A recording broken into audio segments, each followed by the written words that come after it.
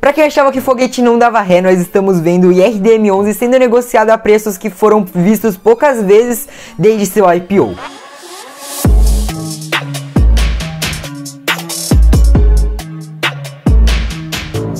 Fala aí, estudantes, tranquilo? Meu nome é Matheus, eu tenho 14 anos e eu sou o mais jovem especialista em investimentos certificado pela Ambima. O IRDM é um dos fundos mais populares da nossa bolsa atualmente e é um dos 8 que conta com mais de 200 mil cotistas. Ele tem mais ou menos 212 mil cotistas e quase metade deles começaram a investir nele a partir de 2021. Muito provavelmente esse aumento na sua base de cotistas se deve à queda acentuada no preço da sua cotação, que em fevereiro desse ano chegou a bater R$157. Semana passada, a sua cotação chegou em R$101 e muitos investidores que queriam comprar, mas não queriam pagar todo aquele ágio, aproveitaram para embarcar no foguete. Nós vamos entender o que de fato faz o Iridium ser um fundo tão popular e tantas pessoas gostarem dele, e no final dou minha opinião sincera.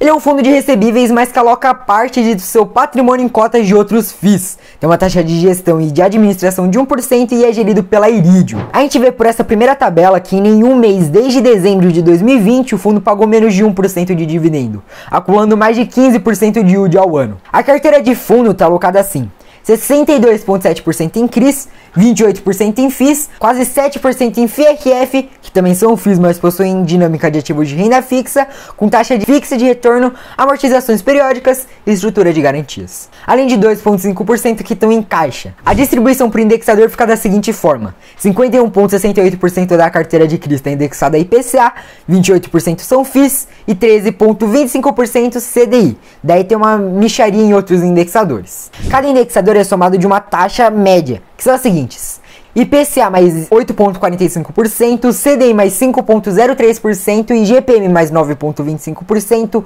PRE de 12% e GPDI mais 5,12%. Eu dei uma olhada na carteira de CRIs e pude perceber que existe uma pequena parte da carteira alocada em cotas subordinadas e mezaninos, que acrescentam um pouco mais de risco, além deles terem uma estrutura de garantias ok. Não é a melhor estrutura de garantias que eu já vi, mas é ok. De qualquer forma, eu não vou dar muita atenção para esses pontos, porque eu acredito que tem outros dois pontos que valem mais a pena ter nossa atenção. E o primeiro é o DRE, o demonstrativo de resultados. Essa tabela aqui a gente vê de onde vem a grana do fundo.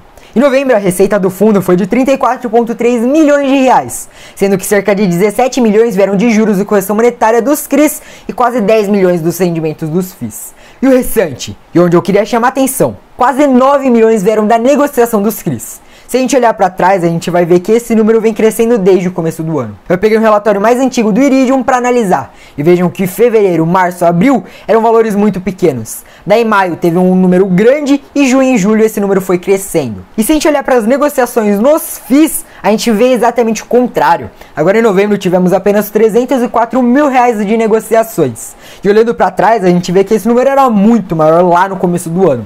Uma média de 7 milhões em fevereiro, março e abril. E aqui a gente chega no segundo ponto que eu queria mostrar para vocês. Eu consegui montar uma tabela com os FIIs que o IRDM tem em carteira, com o custo médio de aquisição, a cotação atual e se eles estão no lucro ou prejuízo. E por aqui a gente vê que na maioria, ou quase todos, estão no prejuízo ou com uma rentabilidade negativa, o que é normal por conta do momento que estamos passando.